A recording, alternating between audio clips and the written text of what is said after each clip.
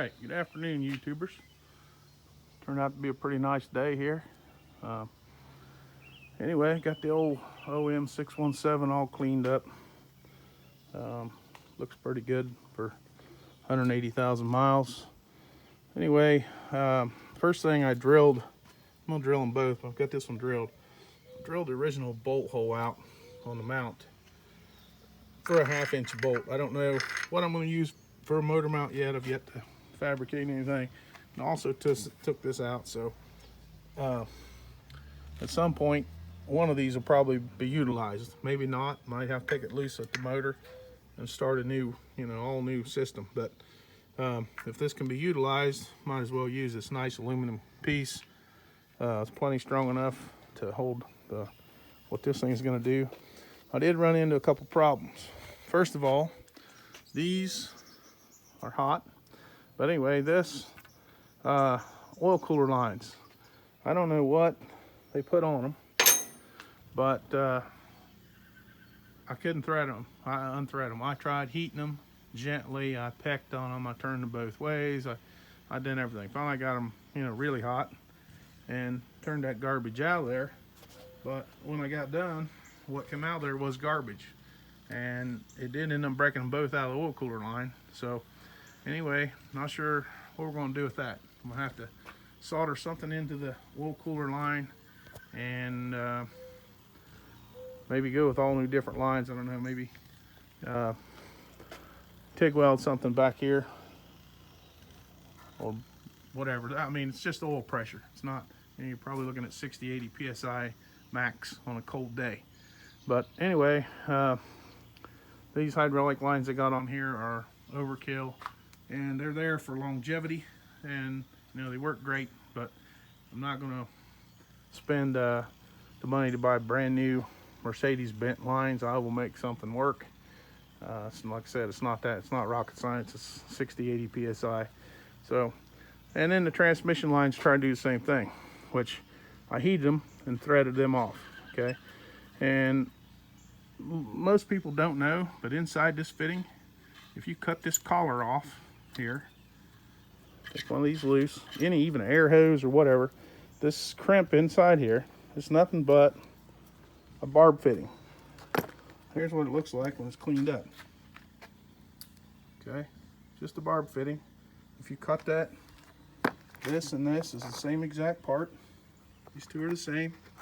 If you cut this collar off of here, I went ahead and heated it till it split itself, and I'll cut that on off and wire wheel it, and you end up with a barb fitting. So I can put a piece of, looks like 5/16 automatic transmission cooler line on there, and that problem solved. Also, these little mounts here were kind of cool. This is where the shock absorber mount goes, and it bolts in right here into the casting.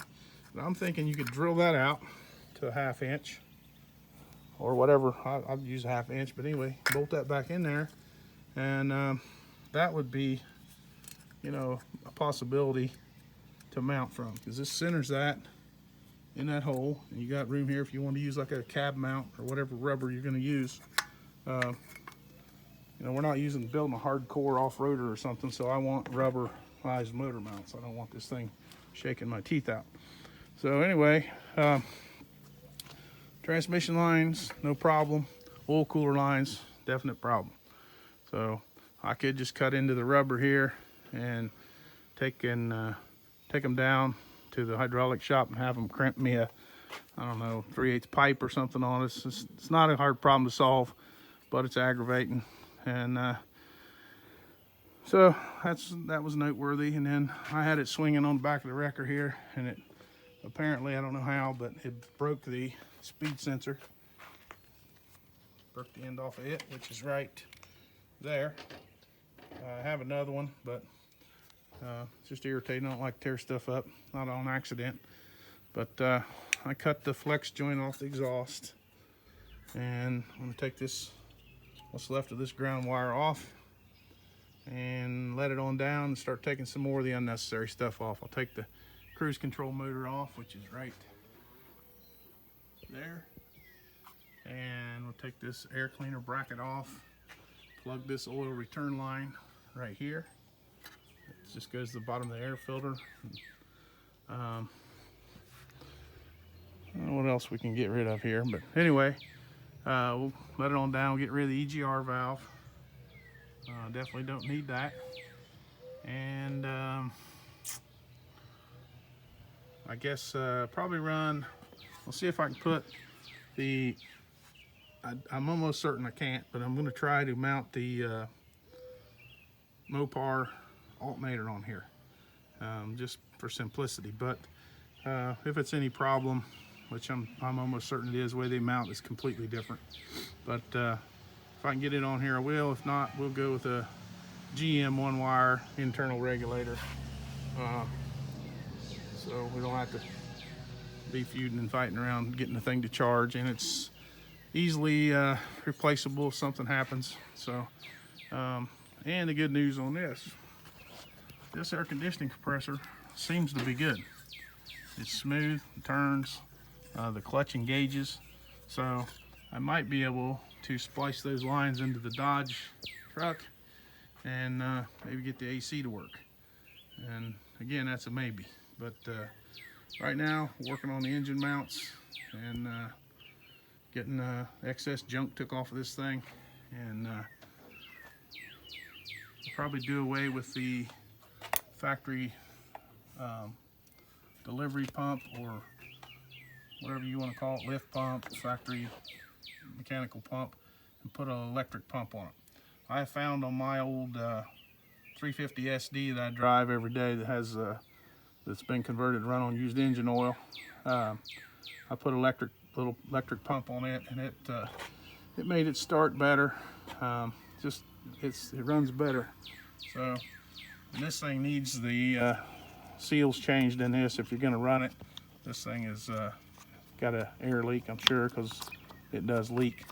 So it's either rebuild this or put an electric pump on it, and I like the way the electric pump works. The factory tank pump in the Dodge, I'm sure, is more PSI than that motor could possibly use, but it does have a diverter or a return valve on the back of the pump. So we may try that, just see what happens. But I'm certain that it's, not a good idea, but we might try it just for the heck of it. But anyway, that's where we're at. Got to finish drilling this one out. This is the other motor mount, and I started drilling it. My arm got tired, and I run the battery dead on the drill. So might drill that out here in a minute and let it down and continue working them. Take the alternator off, and this is what a good pressure washer does to an old belt. That belt did not look chewed up like that when I pulled that engine. My pressure, I had a 3,500 pound pressure washer. It just riddled those belts. So anyway, it's cleaned up good. Someone's been in it. It's got blue silicone right here. And I don't know if I showed you before, but it's got yellow marking on the transmission, which is signals to me that it's been in the junkyard or been a rebuild. Hopefully the latter. And I think maybe if I take, there's a 27mm nut up in here, and I have to have a 12-point socket to get it out, which I don't have. I've looked everywhere. I think this slip joint might work. I just don't know how much flexibility these rubber mounts are supposed to have in them. I'm thinking I'll probably still have to put a U-joint in it, but anyway, that might allow us our slip yoke. Depends on how far that goes up in there. You need a good 2 inches anyway. So it's just a 2-wheel drive truck, not a big bunch of suspension travel, so 2 inches should do it. If I can get that out of that, then we'll be okay there. And even if I have to bolt the front part of the old drive shaft on and build a yoke where it has a U-joint here, that's okay too. We can do that. But anyway, that's where we're at. Trying to keep you caught up on it. It's gonna be a cool little project. I don't see anything really wrong with the old motor. Seems like it's pretty tough.